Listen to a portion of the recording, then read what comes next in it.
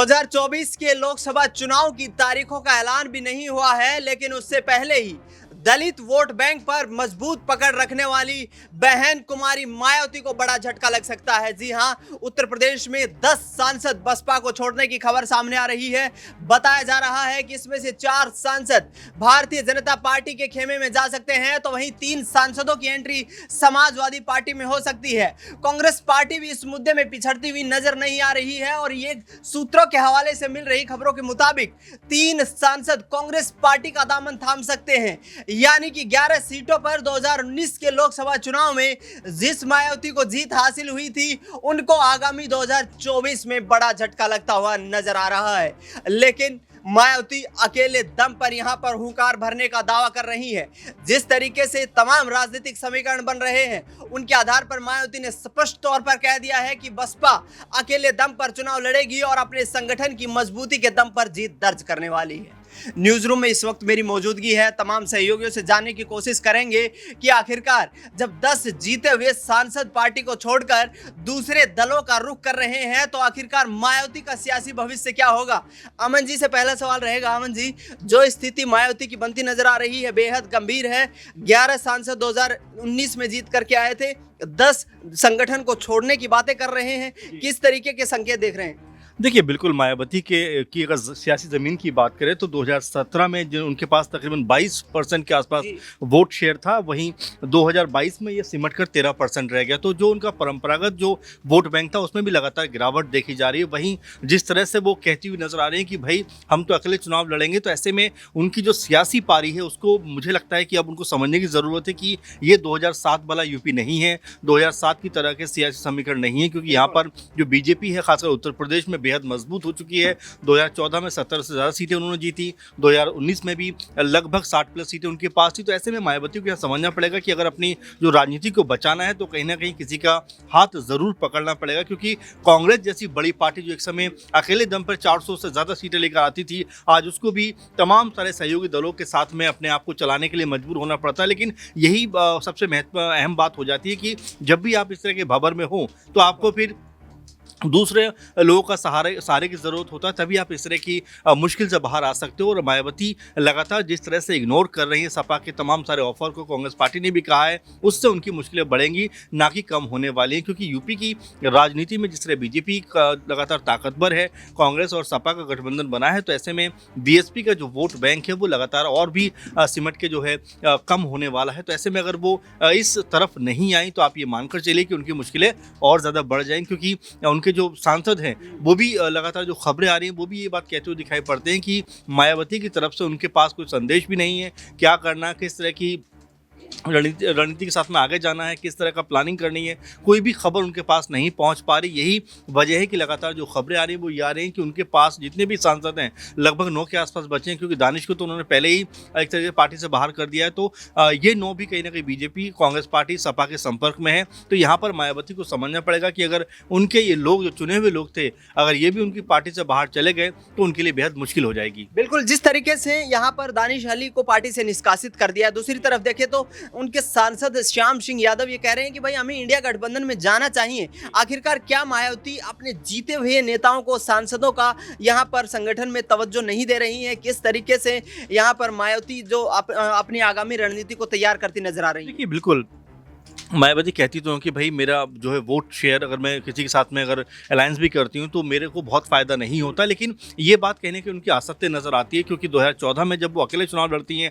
उनके पास एक भी लोकसभा सीट नहीं आती। 2019 में जब वो सपा के साथ में गठबंधन करके और चुनाव में जाती है, उनके पास में 10 यानी कि टोटल 15 सीटें आती हैं, जिसमें सबसे अधिक बसपा को फ़ायदा होता है, क्योंकि वो 10 सीटें चुनाव में जीत जाती हैं। वहीं 2022 में जब वो अकेले चुनाव में जाती है विधानसभा में, तब भी उनको महज 1 सीट मिलती है। तो ऐसे में अगर वो गठबंधन करती है तो सबसे अधिक फायदा उनको होता है। लेकिन पता नहीं वो कौन सा सियासी गणित लगा रही हैं, जिसके आधार पर वो ये बात कहती हुई नजर आ रही है कि सब जो बसपा है वो एक बार फिर अपने दम पर वापसी करेगा, जबकि जो ज़मीनी हालात है, ज़मीनी जो उनकी जो राजनीति है वो कहीं ना कहीं अब सिमटती हुई दिखाई पड़ती है। अगर मायावती का यही रुख रहा तो उनके लिए अपनी पार्टी को बचाना भी बेहद मुश्किल हो जाएगा। बिल्कुल, यहाँ पर पार्टी पर संकट के बादल गहरे होते नजर आ रहे हैं। लगातार मायावती जिस तरीके से अपनी राजनीतिक सक्रियता को कम करती जा रही हैं, उसी आधार पर उनका वोट बैंक भी छिटकता हुआ नजर आ रहा है। अक्षय से अगला सवाल लेंगे। अक्षय, जो स्थिति मायावती के लिए आगामी चुनाव में बन सकती है, 10 सांसद पार्टी को छोड़ने का ऐलान कर रहे हैं, तो ऐसे में क्या जो अकेला चलो की रणनीति यहाँ से चुनाव के ऐलान से पहले ही फेल होती नजर आ रही है? देखिए बिल्कुल यहाँ पर संभावनाएं तो हैं, क्योंकि मायावती की या कहें बसपा की वर्तमान में सूबे की राजनीति में वो स्थिति नहीं रही, वो दबदबा नहीं रहा कि वे अकेला चलोगी रणनीति पर आगे चलती चली जाएं, और जो सहयोगी दल हैं वो उनकी पीछे आए, सहयोगी दलों को रहे कि हाँ हमें मायावती के साथ जाना है। अब वो स्थिति ऐसी नहीं है। आप देखिए बीजेपी वर्तमान में उत्तर प्रदेश में भी सबसे बड़ा राजनीतिक दल है, लेकिन एक वक्त ऐसा भी रहा है जब बीजेपी को भी सहयोगी दलों की जरूरत पड़ी थी। एक वक्त ऐसा भी रहा है जब बीजेपी ने भी सहयोगी दलों के जरिए उत्तर प्रदेश की सियासत में अपनी जो जमीन है उसे मजबूत किया। अब मायावती की वो स्थिति नहीं है। जैसे कि अमन जी ने साफ तौर पर जिक्र किया, 2014 के आम चुनावों में मायावती एक भी सीट नहीं जीत पाई थी, जबकि 2012 तक सूबे में उन्हीं की सरकार रही। 14 में इतना बुरा हाल कि इस बात का अंदाजा मुझे नहीं लगता कि बीजेपी ने भी लगाया होगा। बीजेपी ने भी 14 में जब अपनी तमाम तरीके से रणनीति तैयार की होगी, ये विचार नहीं किया होगा कि बसपा शून्य पर सिमट के रह जाएगी। वहीं इसी ही बसपा ने जब गठबंधन समाजवादी पार्टी के साथ किया 2019 के आम चुनावों में, तो वोट प्रतिशत पे भी आप गौर करेंगे करीब 3 से 4% केवल बसपा का वोट प्रतिशत 2019 में बढ़ा। और सीटें देखिए, गठबंधन में सबसे ज्यादा सीटें बसपा की आई थी और वो 10 सीटें रही थी। तो निश्चित तौर पर मायावती की जो अकेला चलो की नीति है वो उन्हीं पर भारी पड़ सकती है, जैसे कि 10 साल पहले 14 के आम चुनावों में पड़ी थी। बिल्कुल, यहाँ पर अकेला चलो की रणनीति में मायावती को झटका लग सकता है, क्योंकि 2024 के लोकसभा चुनाव के मद्देनजर यहाँ पर देखा जाए तो 2019 से और 24 के आते वक्त 5 सालों में यहाँ पर करीब 6 से 7% वोट उनसे छिटकता हुआ नजर आया है। और ऐसे में आगामी वक्त में ये 6 से 7% वोट जो संगठनात्मक रूप से मायावती को नुकसान का सामना करना पड़ा है, ये आने वाले चुनाव में उनके लिए कहीं ना कहीं गले की फांस बन सकता है। प्रांसी से अगला सवाल लेंगे। प्रांसी, जो स्थिति इस वक्त बन रही है, मायावती को झटका लगता हुआ नजर आ रहा है। खुद संगठन के जो तमाम सांसद हैं वो कहते नजर आ रहे हैं कि दूसरी पार्टियों का रुख कर रहे हैं, मायावती सक्रिय नहीं है। किस तरीके से देखती हैं? देखिए, जिस तरह से मायावती ने ऐलान किया है कि अकेले ही वह लोकसभा चुनाव लड़ेंगी, तो ऐसा लग रहा है कि अब मायावती का जिस तरीके से यहाँ पर जो साथ यहाँ पर छूटता हुआ नजर आ रहा है, सांसद उनका साथ छोड़कर अगली पार्टी में शामिल होने के लिए जिस तरह से कदम बढ़ाते हुए नजर आ रहे हैं, उससे जाहिर है कि मायावती जो वोट बैंक को बढ़ावा देना चाहती थी, कहीं ना कहीं उस वोट बैंक पर भी असर पड़ेगा। क्योंकि हमने देखा है कि चंद्रशेखर आजाद, जिन्हें एक सीट लोकसभा की एक सीट दी जा सकती है अखिलेश यादव की तरफ से, तो ऐसे में चंद्रशेखर आजाद दलित वोट बैंक को साधने की कोशिश कर रहे हैं, जाटव वोट बैंक को भी साधने की कोशिश कर रहे हैं। और अगर ये सांसद कहीं ना कहीं सपा की तरफ पहुंच जाते हैं, या फिर यूं कहा जाए यहाँ पर कुछ सांसद बीजेपी की तरफ भी चले जाते हैं, तो मायावती को भारी नुकसान होगा। क्योंकि दलित वोट बैंक के अलावा यहाँ पर देखा जाए मुस्लिम समुदाय को भी वह कई हद तक संभालती हुई नजर आती हैं। तो ऐसे में देखा जाए मायावती के हाथ से मुस्लिम वोट बैंक भी छिटकता हुआ नजर आएगा। दलित फ्रांसी, किसी गठबंधन में शामिल होने में क्या बुराई है?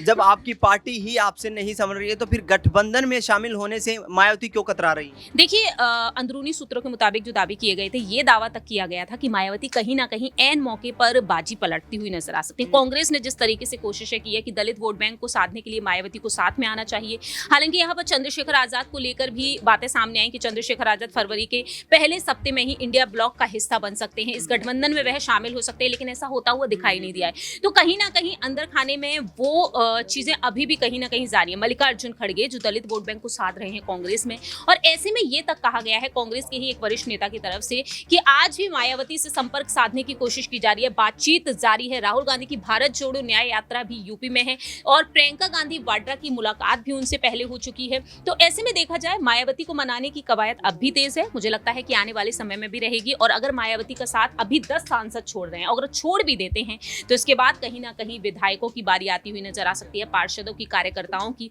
और ऐसे मायावती का खेमा कहीं ना कहीं कमजोर पड़ता हुआ देखा ही जाएगा। बिल्कुल, यहाँ पर मायावती का खेमा कमजोर पड़ता हुआ दिखाई दे रहा है। आगामी 2024 के लोकसभा चुनाव से पहले संगठनात्मक रूप से मजबूत करने की मायावती की पार्टी की जो कोशिशें हैं वो एक तरफ नाकाम होती दिखाई दे रही हैं, वहीं दूसरी तरफ जीते हुए सांसद दूसरे दलों का रुख करते हुए नजर आ रहे हैं। अब देखना यही होगा कि क्या मायावती किसी गठबंधन में शामिल होकर अपनी चुनावी नैया को पार लगा पाएंगी। फिलहाल न्यूज रूम से इस खास कार्यक्रम में इतना ही। देश दुनिया की तमाम बड़ी खबरों के लिए आप देखते रहिए नेक्स्ट 9 न्यूज।